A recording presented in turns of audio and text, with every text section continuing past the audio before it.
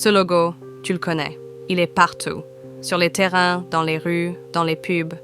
Il symbolise la vitesse, la réussite, la performance. Et pourtant, il a été payé 35 $. Voici l'histoire du swoosh, le logo de Nike, et celle de Caroline Davidson, la femme oubliée derrière l'icône. En 1971, Nike n'existe pas encore. Phil Knight est un prof de compta à l'université de Portland et son petit business s'appelle Blue Ribbon Sports. Il importe des chaussures japonaises, les Onitsuka Tiger, mais il veut créer sa propre marque. Nouveau nom, nouvelle image. Il a besoin d'un logo et il connaît justement une étudiante en design. Elle s'appelle Caroline Davidson.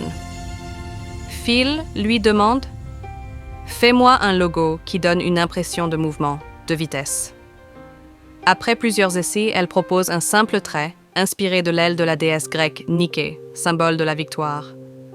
Phil regarde et dit « J'aime pas trop, mais bon, on va faire avec. » Il la paye 35 $. Fin de l'histoire? Pas du tout. En 1972, les premières baskets Nike sortent avec le swoosh. Mais c'est dans les années 80 que tout explose. Michael Jordan signe. Les pubs sont iconiques. Le logo devient une légende. Nike abandonne même son nom dans certains visuels. Le swoosh suffit. Ce simple trait est maintenant reconnu dans le monde entier. Il ne représente plus une entreprise. Il représente une culture. En 1983, Phil Knight invite Caroline à un événement surprise. Il la remercie publiquement et lui offre une bague en or avec le logo incrusté de diamants. Mais surtout, 500 actions Nike. Aujourd'hui, elles valent plusieurs centaines de milliers de $.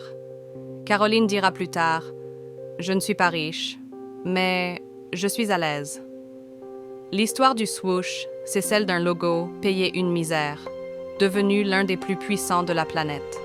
C'est l'histoire d'un coup de crayon, d'un hasard, d'une vision. Et c'est la preuve que même un petit projet peut changer le monde.